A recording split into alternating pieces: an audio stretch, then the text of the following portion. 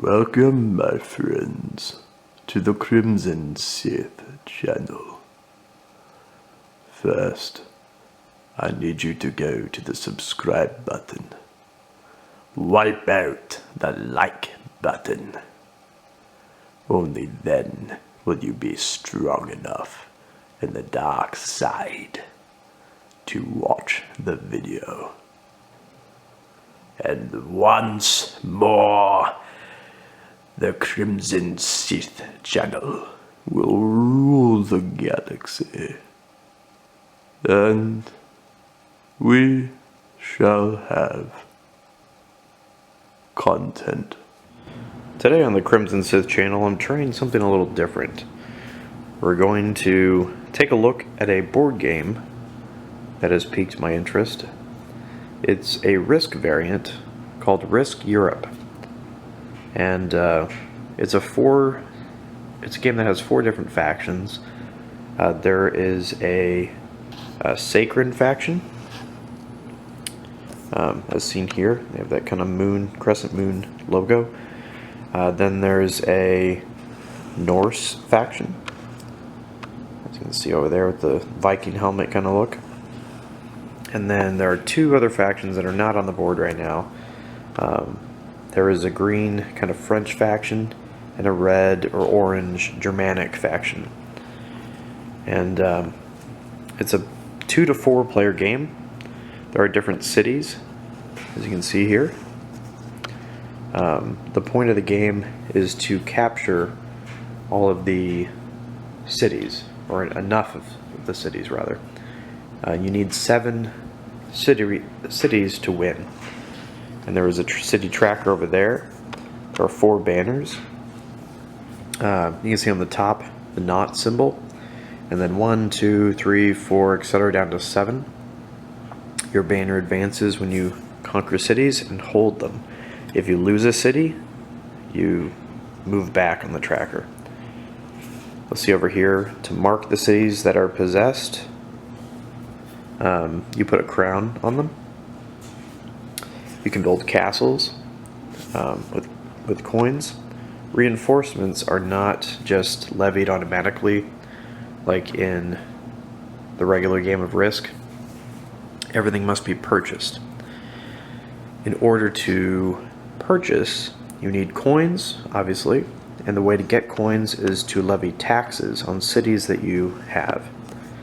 You can see there's a tax or spend card over there. Every action is guided with cards. So in the game you have cards, and on each one of your turns you can spend 2 cards to perform actions, but you have to choose on each card just one of the actions on one side of the or line to do.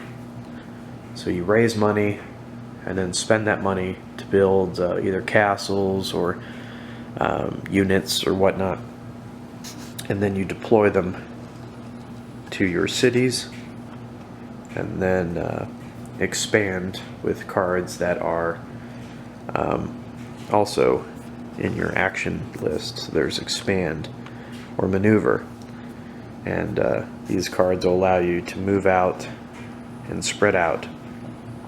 So in this example game, there actually should be, when you're only 2 people are playing, there should be a neutral faction, but I didn't realize that till after I set this up.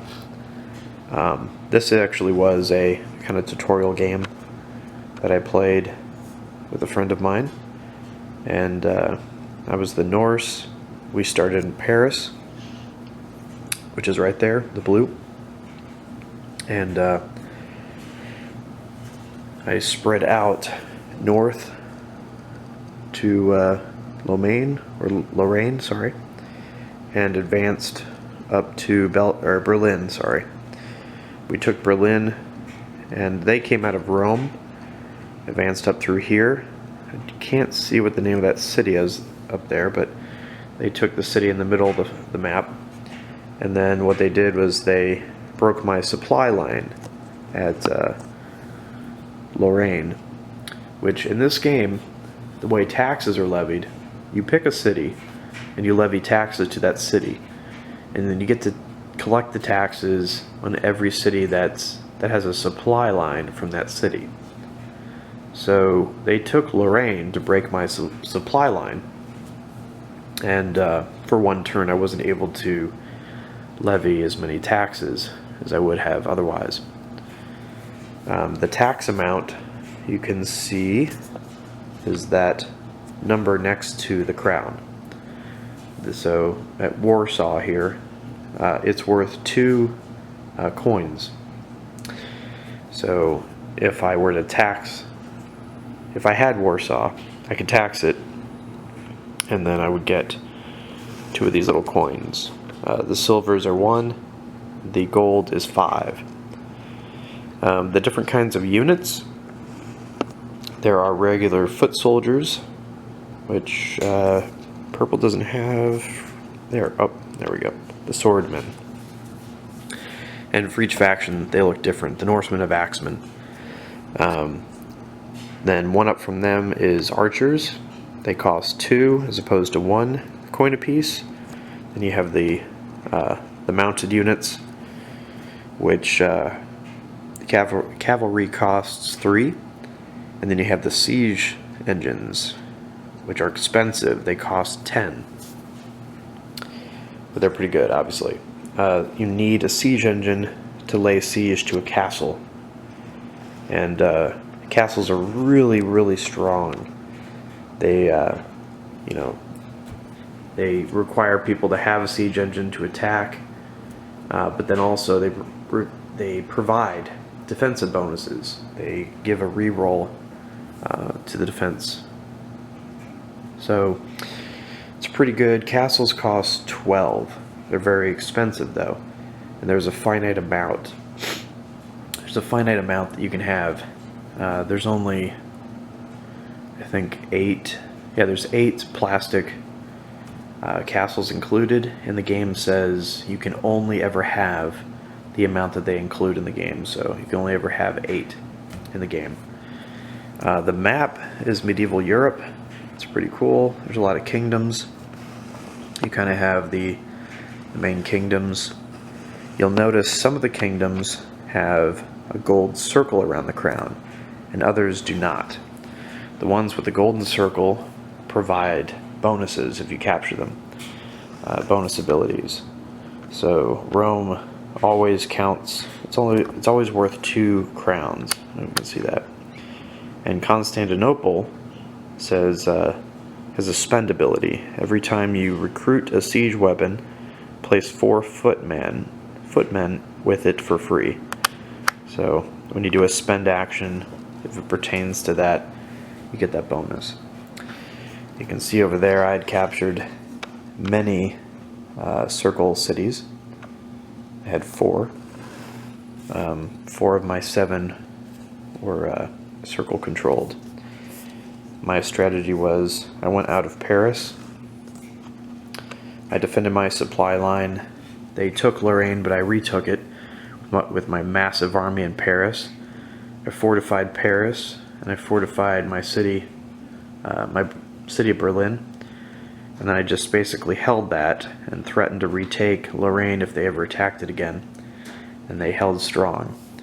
And then in the meantime, I was sneaking troops back here. I created a supply line back to Madrid. And by the time the enemy realized what was going on,